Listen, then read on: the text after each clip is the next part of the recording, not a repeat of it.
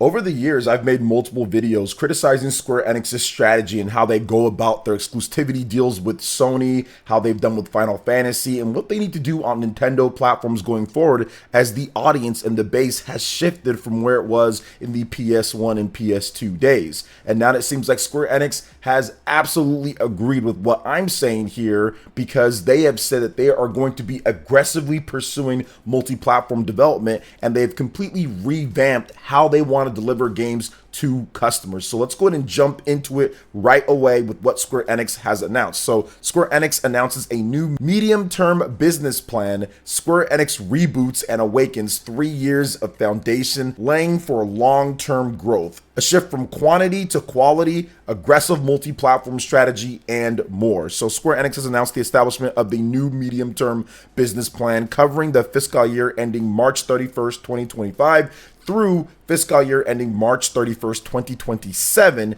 which it calls Square Enix Reboots and Awakens 3 years foundation laying long-term growth. Now, the goal of this business plan is to overcome the challenges faced in its previous medium-term business plan, including low profitability of its high-definition games sub-segment, a slowdown in the games for smart devices and PC browser sub-segment, insufficient franchise by franchise portfolio management, and some gaps in Square Enix's management infrastructure. These are the 4 pillars, and I will break those down in just a bit and what it means for a lot of you guys that are thinking, okay, what are they going to do for the next Nintendo Switch? What are they going to do for Xbox, PC, multi-platform development? We've got all of that right here, or at least what I think it's going to happen. But you have to start with the core foundations, and here's what they're saying here. You have different pillars. The first one, enhance productivity by optimizing the development footprint in digital entertainment DE segment. So the initiative will be to focus on development of titles delivering fun that only the group can create and build the development structure. That word needs to be used way more often. Something needs to be fun, not just, oh, graphics, not just, oh,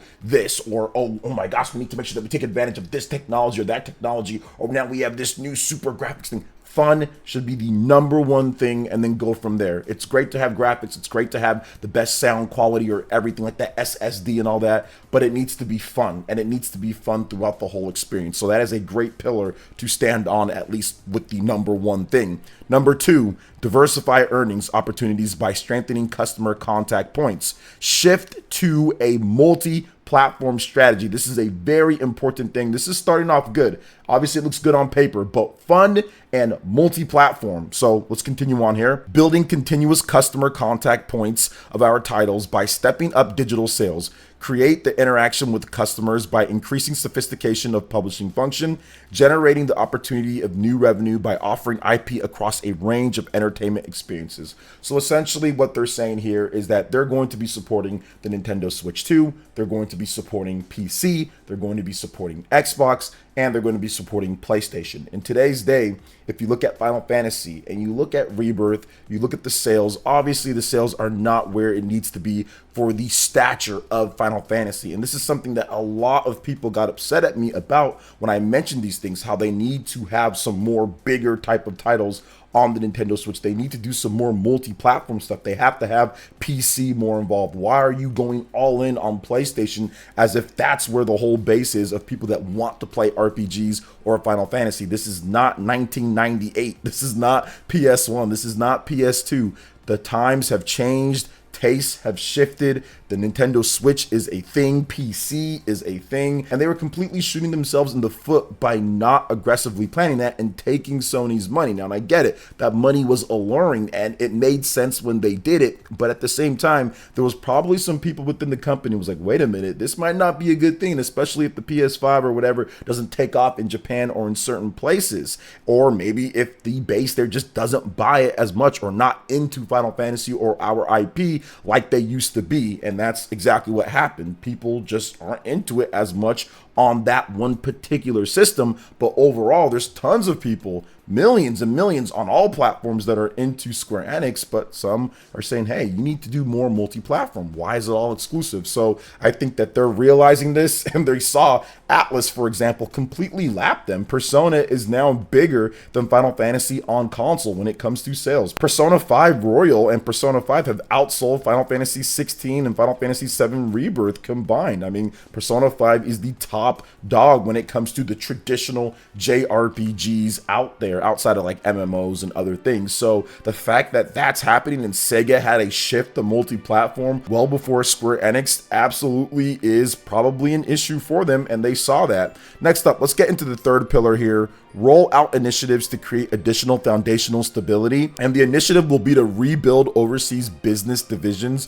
from the ground up, introducing policies on organization and human resources allocation in Japan, enhance business infrastructure by implementing PDCA cycle in a timely and appropriate manner. So essentially what they're saying here is that their IPs that they have and what they're doing has been messy. It's been all over the place. There has been a disconnect between what's happening here in the West compared to Japan. And I think that they might take more of a Nintendo approach to it, to where Nintendo will have, like, let's say, next level games. And they'll have a liaison between Japan, the resources that go from there, to what happens like with next level, right? And they will oversee and monitor everything that's going on and have better synergy between them to make sure that there is no wasted resources and wasted time on game development. It needs to be done proper. It needs to make sure that everything is good, and you need that foundation stability. You need to make sure that everybody is on the same page, or at least if they're not, they can be on the same page. There was too much confusion with all of Square Enix's different teams all over the place, making all sorts of stuff, all these weird games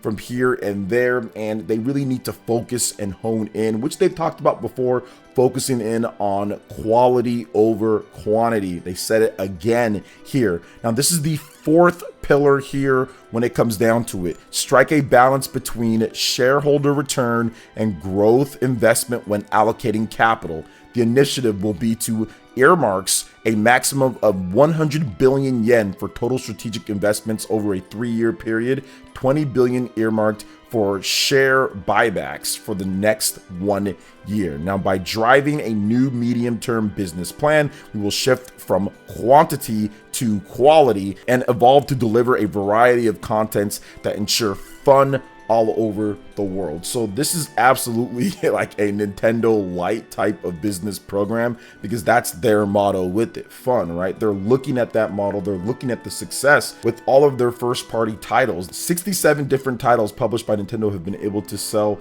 at least 1 million units or more, and they've had some massive successes. Now, Square Enix doesn't have IPs as big as the top Nintendo ones, but they have really big IPs. They have Dragon Quest, they have Final Fantasy, they have Nier, they have Kingdom Hearts, or at least they have business relationships with IP holders or co-ownership, and they also have their own IPs as well. They have enough to get it done. If they focus and if they really hone in on what they're good at, they can get things done. Now, what they're not good at is managing a bunch of teams, making a bunch of different IPs, taking deals here and there for exclusivity, and it ends up just not working out, like the Valkyrie Elysium type of game. Harvestella was only on the Nintendo Switch for some reason. Like, there was just such dysfunction within Square Enix. And if you want the full breakdown, Gematsu has the full breakdown of all of the different pillars and the initiatives, but this is something that I talked about before.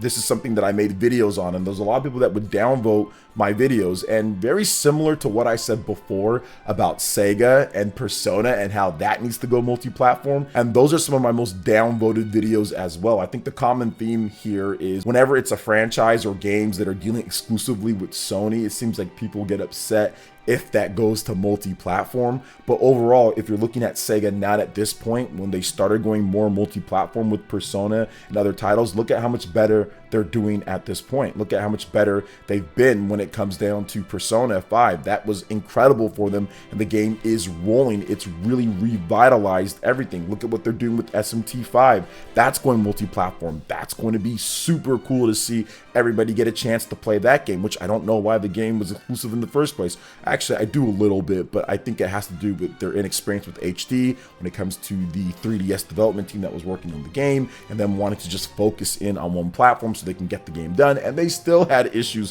when it comes to the development of that game, but now it seems like they've allocated the proper resources to get things done. So this is essentially what they're doing. This is a Sega and Nintendo plan fused together along with some of the DNA of the old Square Enix IPs and what they do, focusing on that quality. Square Enix had that way before. There was absolutely a time where Square Enix, every single time you saw their name, it was a high quality title. Now, they might have not come out all the time, but when they did, it was awesome. So I think that's kind of what they're getting back to. Some old school Square soft, at least, right? Getting back to that, along with the new age in terms of what you need to do with multi-platform. Now let's talk about Final Fantasy VII Rebirth, because I think that their exclusive venture with Sony, it really can't be categorized as anything but disappointing. I think at this point we can say that. I feel that if Final Fantasy 16 sold 10 million copies plus, or 10 million copies or whatever, and if Final Fantasy VII Rebirth sold like 8 million copies at this point, and if Forspoken was really good and that sold like another 7 million copies, I don't know if this would be happening. I don't know if they would be going through what they're going through right now. But it's because of their biggest IP like Final Fantasy and one of their biggest investments like Forspoken completely flopping. I think that that really spurred them that they have to get out of these deals. They have to get out of it, because you're really, I would say, bottlenecking exactly what you can do overall. Because at this point, when it comes to Square Enix, you need to have a multi-platform strategy. Now, once again, if you can sell 10 million copies on a singular platform, then go for it. But they clearly can't.